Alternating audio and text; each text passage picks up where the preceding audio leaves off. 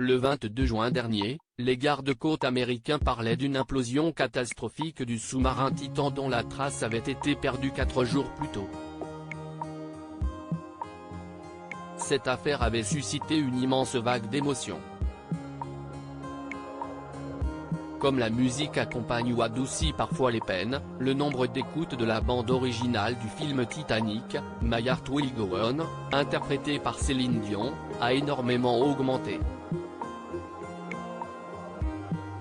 La chanteuse n'a pas commenté le drame, mais l'enquête se poursuit. On en sait désormais un peu plus sur ce qui se serait passé.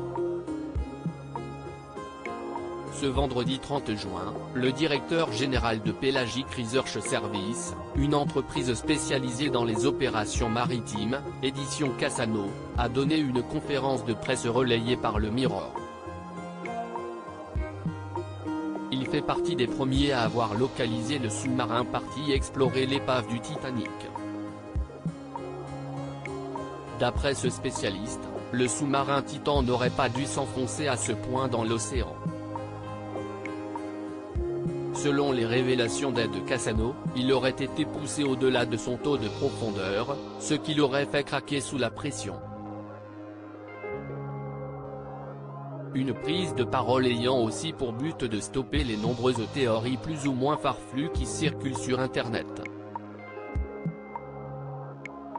L'implosion aurait ainsi tué instantanément les 5 passagers.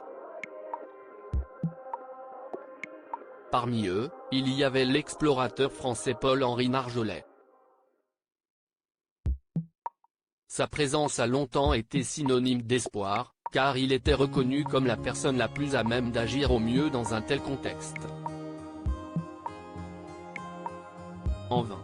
Il n'a sans doute pas eu l'opportunité de montrer ses talents d'après cet expert selon lequel la mort des passagers aurait été rapide.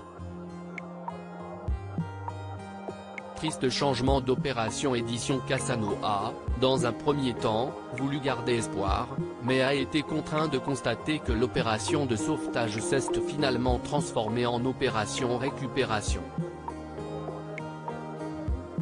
Ce qu'il redoutait est arrivé. Nous aurions préféré que cet appel n'arrive jamais, mais nous devions être prêts quand il arriverait, a expliqué le directeur général de Pelagic Research Services en conférence de presse.